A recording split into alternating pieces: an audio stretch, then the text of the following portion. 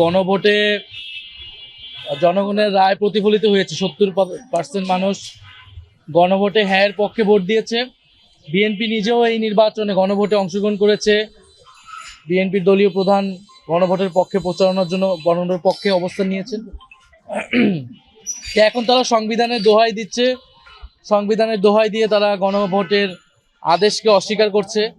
কিন্তু আমরা সাম্প্রতিক সময় কিন্তু দেখেছি, এই যে স্বাধীনতার ঘোষক, এই ঘোষক নিয়ে কিন্তু একজন ইউএনওর বিতর্কের মুখে পড়লেন, যেখানে আমাদের সংবিধান অনুযায়ী স্বাধীনতার ঘোষক শেখ মুজিবুর রহমানকে বলা আছেন, জিয়াউর রহমানকে সংবিধান অনুযায়ী কেউ স্বাধীনতার ঘোষক বলতে পারে না।